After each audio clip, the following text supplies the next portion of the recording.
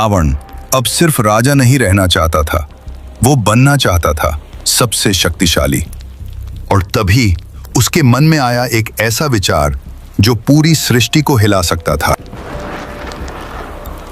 अगर भगवान शिव स्वयं मेरे साथ लंका में रहेंगे तो मुझे कोई हरा नहीं सकता।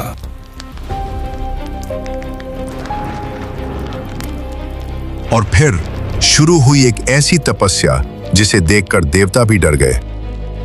हे महादेव, जब तक आप मुझे दर्शन नहीं देंगे मैं रुकने वाला नहीं। ओम नमः शिवाय, ओम नमः शिवाय। महादेव सुन रहे हैं ना? जब तक आप मुझे दर्शन नहीं देंगे मैं अपना सब कुछ अर्पित करता रहूंगा।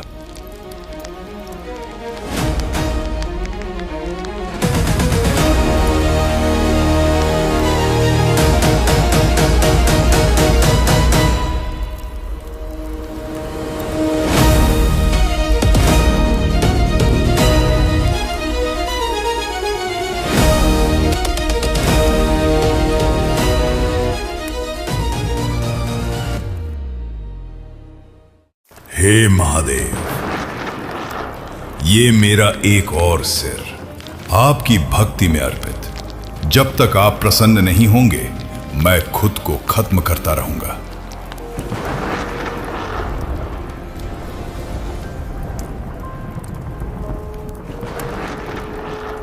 रावण, तुम्हारी भक्ति से हम प्रसन्न हुए। मांगो रावण, क्या चाहिए तुम्हें? प्रणाम महादेव, अगर आप सच में मुझसे प्रसन्न हैं तो मेरे साथ लंका चलिए, वहां निवास कीजिए ताकि कोई भी मुझे कभी पराजित न कर सके। रावण, यह संभव नहीं है। हम कैलाश को छोड़कर कहीं और नहीं जा सकते। तो फिर महादेव, मुझे आपका आत्मलिंग दे दीजिए जिसे मैं लंका ले जाकर स्थापित कर सकूं। ठीक है रावण, हम तुम्हें आत्मलिंग देते हैं, लेकिन याद रखना इसे रास्ते में कहीं भी भूमि पर मत रखना। यदि तुमने इसे एक बार भी नीचे रखा तो ये वहीं स्थिर हो जाएगा और फिर कभी नहीं उठेगा। हे महादेव, मैं इसे कभी भूमि पर नहीं रखूंगा और इसे लंका लेकर ही जाऊंगा। अब मुझे कोई नहीं रोक सकता, न देवता न स्वयं मृत्यु। अब रावण ही सबसे बड़ा है। चाहे कुछ भी हो जाए मैं रुकने वाला नहीं हूं।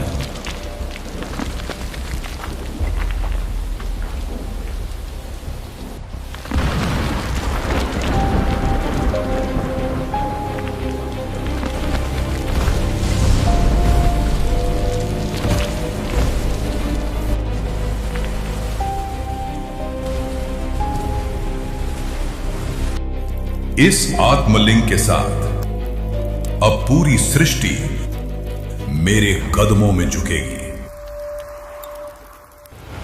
रावण की शक्ति बढ़ती जा रही थी और अब देवता घबरा चुके थे। तभी सभी देवता पहुंचे, बुद्धि के देवता गणेश के पास। देवताओं के चेहरे पर डर साफ दिखाई दे रहा था। हे गणेश, अगर रावण आत्मलिंग लंका ले गया तो वो अजेय हो जाएगा। फिर ना देवता बचेंगे ना ये सृष्टि। उसकी तपस्या ने हमें पहले ही कमजोर कर दिया है। अब अगर आत्मलिंग भी उसके पास चला गया तो हम सबका अंत निश्चित है। देवराज सही कह रहे हैं, उसकी शक्ति हर पल बढ़ती जा रही है।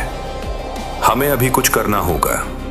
हे विघ्नहर्ता, अब केवल आप ही हमारी सहायता कर सकते हैं। मैं सब जानता हूं, रावण की भक्ति सच्ची है, लेकिन उसका उद्देश्य अहंकार से भरा है।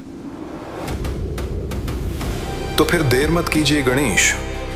अगर रावण लंका पहुंच गया तो उसे कोई नहीं रोक पाएगा। देवराज, हर युद्ध शक्ति से नहीं जीता जाता। कभी कभी बुद्धि ही सबसे बड़ा अस्त्र होती है। रावण शक्तिशाली है, लेकिन वह जल्दबाज भी है, और यही उसकी सबसे बड़ी कमजोरी बनेगी। तो क्या आप उसे रोक पाएंगे? मैं आत्मलिंग को लंका तक पहुंचने नहीं दूंगा, और रावण का अहंकार उसी के कदमों में रोक दूंगा। हर युद्ध शक्ति से नहीं, बुद्धि से जीता जाता है। सूर्य अस्त होने को था। रावण तेजी से आगे बढ़ रहा था, लेकिन तभी उसके सामने आया एक मासूम बालक।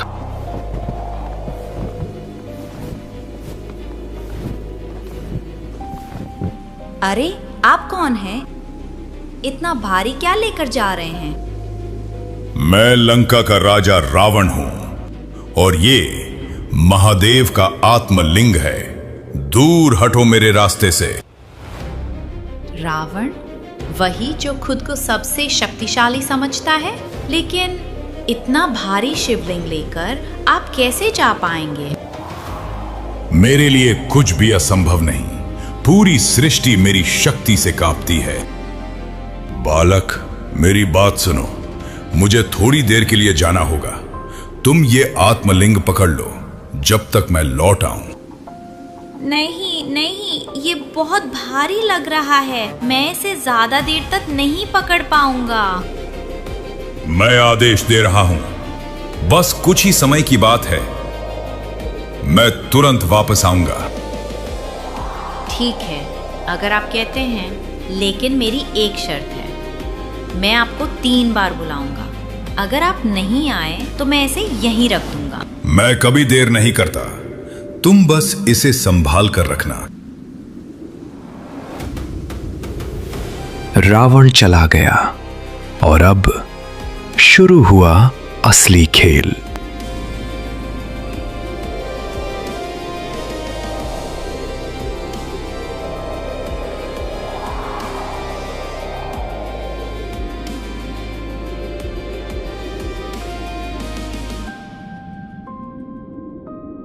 रावण, जल्दी आओ। मैं ज्यादा देर नहीं पकड़ सकता। चारों तरफ सन्नाटा था, कोई जवाब नहीं आया। रावण, सुन रहे हो? ये बहुत भारी है, जल्दी आओ। रावण, अब मैं इसे और नहीं पकड़ सकता। और तीसरी पुकार के साथ ही बालक ने आत्मलिंग को धीरे से जमीन पर रख दिया, और उसी क्षण वो शिवलिंग धरती में हमेशा के लिए स्थिर हो गया।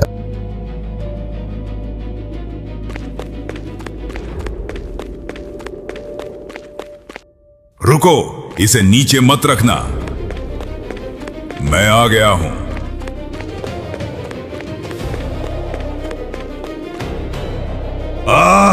उठ जा। नहीं, ये असंभव है।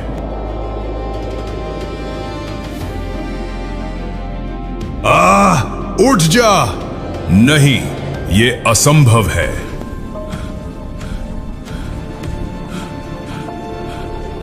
रावण, शक्ति के घमंड में तुम अपनी ही शर्त भूल गए, और यही तुम्हारी सबसे बड़ी हार बन गई।